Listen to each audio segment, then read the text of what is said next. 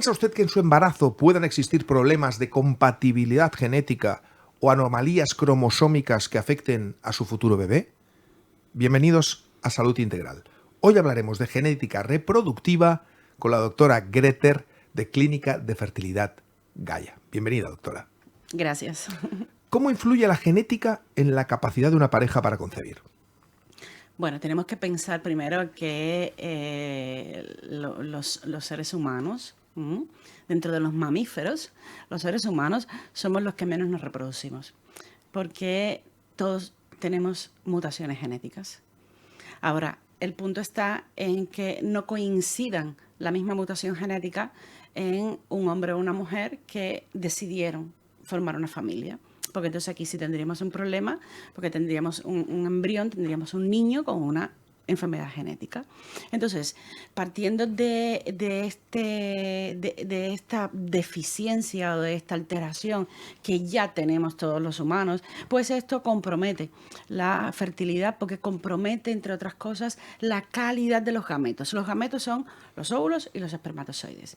Piense que la mujer empieza a perder óvulos cuando aún no ha nacido, ¿vale? La pérdida de óvulos de la mujer no empieza cuando tenemos nuestra primera regla, no empieza en el nacimiento, empieza cuando todavía somos fetos femeninos y estamos en el útero de nuestras mamis. Y una de las razones que se plantean del por qué se produce esto es porque el propio organismo, como inteligente que es, va a empezar ya desde tiempo muy temprano a descartar aquellos gametos, a eliminar aquellos gametos que ya tienen un compromiso en su composición genética. Entonces, somos deficientes genéticamente y por tanto somos deficientes reproduciéndonos de manera natural. Porque son más los embriones que se desarrollan en el recorrido de la trompa cuando un óvulo es fecundado. Son más los embriones que no llegan al útero porque sus divisiones celulares se bloquean en ese recorrido de la trompa, que los que finalmente llegan, se implantan y llegan a ser niños nacidos vivos y sanos. Entonces, en el hombre, si no hay ninguna alteración importante, pues el semen puede tener una variación. Pero si hay una alteración genética importante, puede haber un compromiso en la producción de espermatozoides.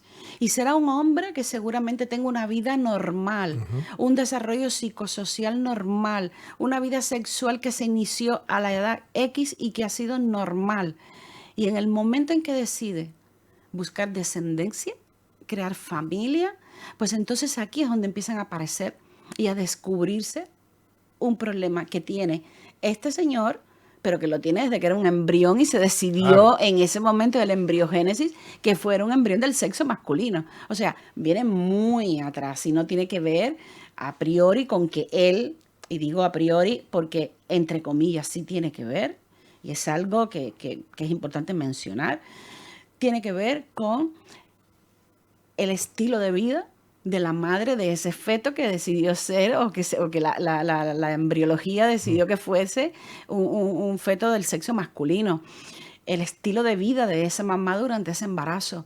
Todo eso va a influir sobre los gametos en formación durante el proceso de la embriogénesis de una mujer que empieza a gestar. Con lo cual, la genética tiene un protagonismo importantísimo en absolutamente la salud reproductiva.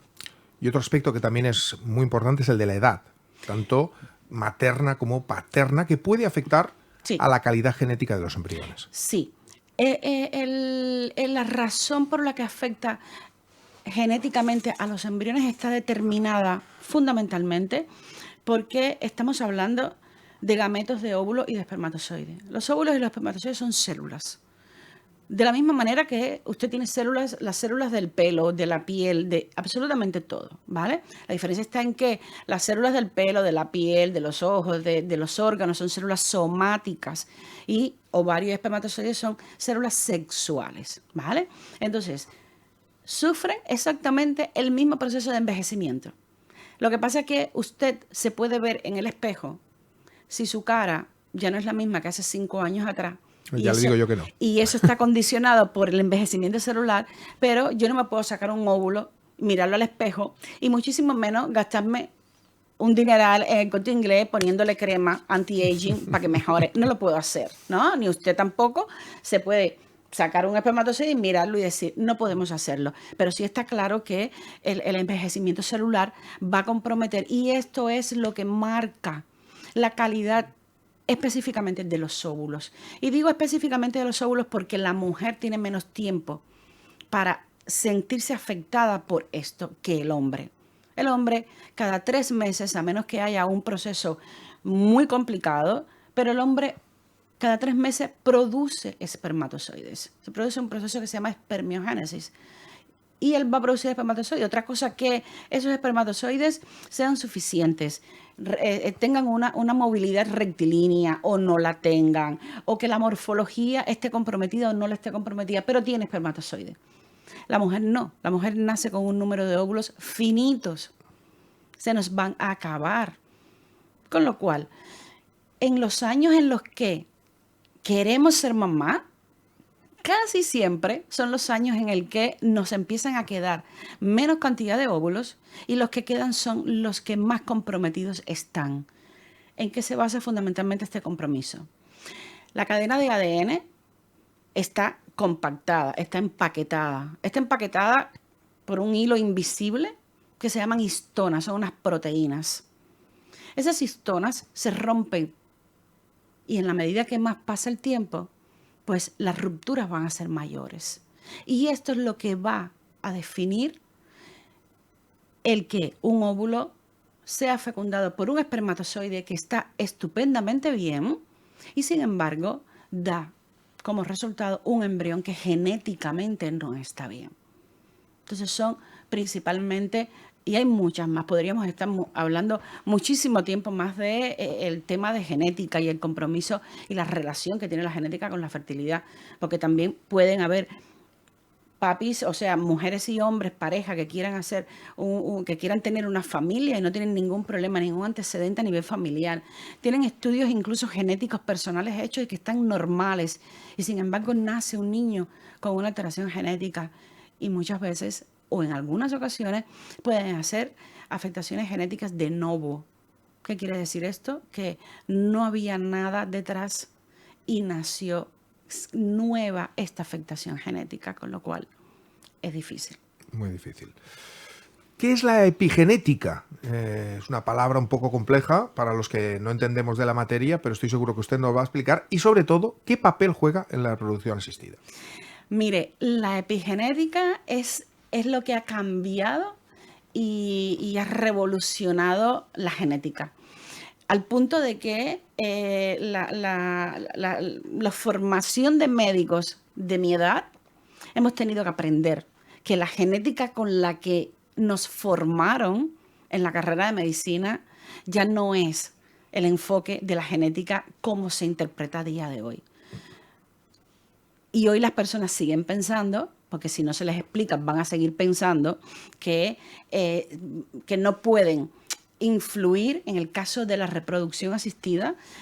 La mujer va a seguir pensando de que el embrión que, si yo adopto un embrión o si a mí me ponen un embrión generado de óvulos de donante, pues yo no voy a tener, él no va a tener nada mío y es un error.